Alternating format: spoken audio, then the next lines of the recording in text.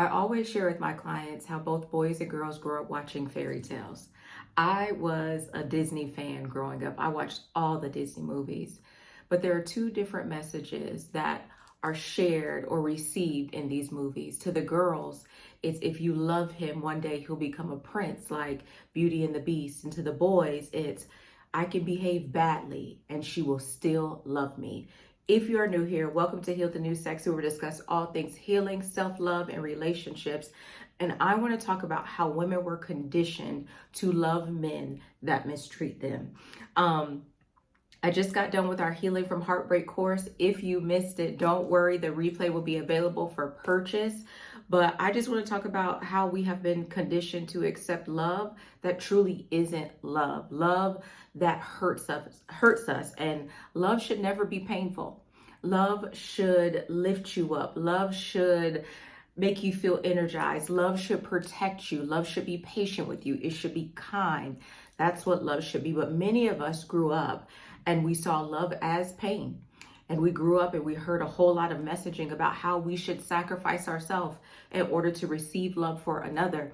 And then love became performative. We began to perform in order to be loved, but the only thing we received was damage as relates to our physical body, our emotions, our soul. Last month in April, we saw many women lose their life, and it really bothers me when that happens. When the person who we say vows to and they said that they would cherish us, we end up losing our life in their hands, or we end up having extreme injuries because of violence. So let me get right into it. So I want to talk about the Beauty and the Beast blueprint. I'm going to use Disney as the backdrop. So Belle is kind, she's patient, she's nurturing. And the Beast, he's angry, he's controlling, he's isolating, he imprisons her. He separates her from the people that love and care for her. But what does this story teach us? That if she loves him enough, if she sees past his behavior, if she just stays, he will change. I remember my coach saying she was married for 21 years, hoping that that man will change.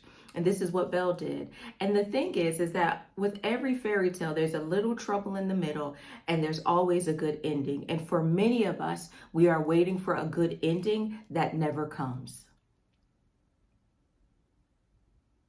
It never comes. The best ending that you can give yourself in this type of situation is to choose yourself and to leave. Because every beast doesn't turn into a prince with a kiss. It's not what happens. And many women are living this exact storyline in real life. You're not dating a beast. You're dating a man who lacks emotional regulation, accountability, and care for you. But you're taught to interpret this as his potential and stay. You're taught to highlight the good parts of him and minimize the parts of him that cause you pain. The parts of you that cause you to self-abandon, the parts of you that cause you not to love yourself, the parts of you that have you emotional eating and engaging in substances in order to self-medicate, the parts of you that has you stressed and losing weight or gaining weight or losing your hair, the parts of you that have you working and working and working and working and working in order to receive an ounce of his love, and he is breadcrumbing you, stonewalling you, refusing to give you the love that you were built for, created for, and desire. Let me say something clearly. A man is not a project, and love is not supposed to feel like captivity. You're not a prisoner to love. There's freedom in love. Now let's talk about Aladdin. Aladdin lies about who he is. He comes with a very great representative of being more than who he is. This is the man that shows up to give you everything that you've ever imagined, hoped for, and prayed for. This Aladdin, he created a whole false identity for Jasmine. And it's framed as charming, romantic, and harmless. But in real life, it's deception. It's manipulation. That's a man presenting a version of himself that doesn't exist. And when the mask falls, you are left scrambling, trying to get and access a piece of him that was not true. It was an illusion. And many women excuse this behavior because it doesn't look, right, aggressive. It's playful. It's smooth. It's not alarming. You fall into the trap before you've known that you've fallen into the trap. He at one point was comforting. He felt warm like a good blanket. But now you see him for who he is. The business he said he had is in ruin. The character he demonstrated was not there. See, this type of man knows how to hook a woman and keep her long enough that she falls in love. And he believes if I get her to fall in love with me, then she'll excuse my true identity. It's the children he didn't tell you about, the debt he didn't tell you about, the marriage that he was still in he didn't tell you about, the woman he was living with that he didn't tell you about. This man uses deception, hoping that you'll fall in love and accept him and then build a life with him. And the reason why he was so good with it, with you, is because this is a pattern that he does whenever he's ready to move on from one relationship to another. And I want you to know that deception, whether aggressive or subtle, is still deception, even when it comes with a smile and a carpet ride. Now let's talk about the Little Mermaid. Ariel literally gives up her voice for a man. She shrunk. She minimized who she was. She sacrificed her identity, her communication, her power just to be chosen. And how many women do you know are doing that right now? You're quiet about your needs. You shrink your voice. You're avoiding conflict to keep connection. You don't communicate your needs, your wants, desires. You don't communicate your boundaries and how you want to be treated. Instead, you allow him to treat you the way he desires to treat you. And whatever he's willing to give, you're willing to accept, even at the sacrifice of yourself. But here's the truth. If you have to silence yourself to keep him, you don't have a relationship. You have a performance. And many of us were taught to cook, to clean, to give good sex in order to keep a man, and to make ourselves small, to speak only when the time is right, to pay attention to him, before we express what it is that we need and want. We weren't taught that we should mutually choose each other, that we should be partners, that he should respect us, that he should like us just how we are. And if we are the mermaid, the princess of a king, then he should treat and handle us that way. We shouldn't have to come from being a princess to being a mere mortal in order to be a man. We should be able to be in our power and our authenticity, and he should accept us, love us, and like us. Now, you may be the one that's waiting for love to save you. You're like Cinderella.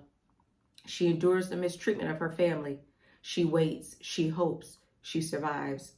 Now, I know she had some stepsisters. I can't remember if they were the eldest daughter or not. But if you the eldest daughter or the only girl, you probably, like me, have had a Cinderella situation. And then one day, a man comes and he rescues her, her prince. Now, let's be honest. This story doesn't teach patience. It teaches passivity. Why Cinderella ain't had no knuck in the buck? You know what I'm saying? In her spirit. Why she didn't handle her stepmother and also her sisters? Why she didn't do that?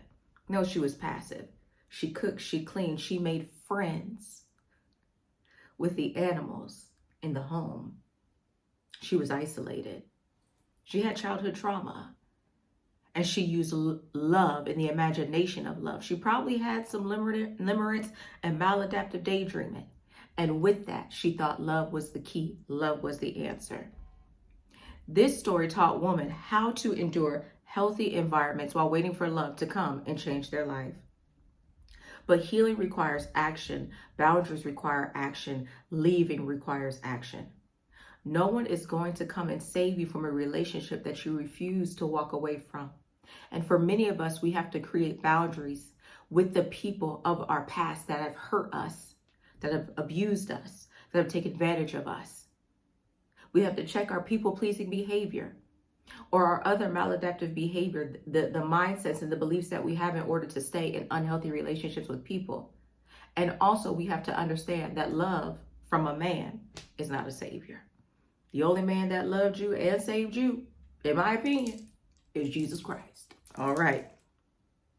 What has this what has this condition created in us? It taught us that love requires suffering, that potential matters more than the behavior, that patience is more important than standards, that being chosen is more important than being respected. And that is how women end up overextending, overloving, and overstaying in relationships that are draining them. This is how women engage in self-abandonment. This is how women begin to put the relationship before themselves, what they need, want, deserve, and desire. This is how women begin to accept pain where they really should be having pleasure. Because somewhere along the way, we learn to associate dysfunction with devotion. And many of us have become devoted to relationships. We've become that are essentially leeches and draining the life and energy out of us. We can't even be our most free, pleasurable, compassionate self to ourselves because we're giving it and we're pouring into vessels that are breaking us. It's time to reclaim your power. You get to decide what love looks like for you, not Disney, not your past, not your conditioning. Many of us have made mistakes in the past, and the world and society attempts to hold those mistakes against us. But you can break the cycle now. You do not have to continue to repeat the cycles of your past. Today is the day that you get to make the decision on how you're going to be different, date different, live different, love different, and accept love differently. You don't need, right, to suffer anymore in order to survive. You can live and thrive. Love that is healthy will feel like care, consistency, safety, reciprocity. There won't be any confusion. There won't be any chaos. There won't be any emotional labor. You're not wrong for believing in love, but it's time to redefine what love is, what is acceptable and not acceptable for you in your relationships. Outside of your relationship with God and yourself, the relationship you have with your partner will be the most intimate relationship you get to experience on earth. Don't you want a relationship in which there isn't suffering? Don't you want a relationship where you can breathe and let your hair down, where you can be your authentic self, whoever she is, where you can laugh, giggle, and smile, and enjoy the man that loves you, adores you, appreciates you, and esteems you? Because that's available to you. And it's on the other side of your healing. For some of you, you may need to book a coaching call with me. If this video resonated with you, book a coaching call with me. I would love to work with you. The Healing from Heartbreak course was amazing today. We had a super great time. The replay will be available for you if you should decide that that is a course that you need. I am here to help you heal and to find the love that you desire. We are going to redefine change what a fairy tale looks like. It looks like when one healed man and another healed woman get together, esteem each other, cherish each other, love each other, and have babies if you want to have babies, and get married and build a life and build true legacy with each other. Not where two broken people or one broken person and one healed person get together and then one causes damage to the other. All right. This is Healed and New Sexy. My name is Samithia.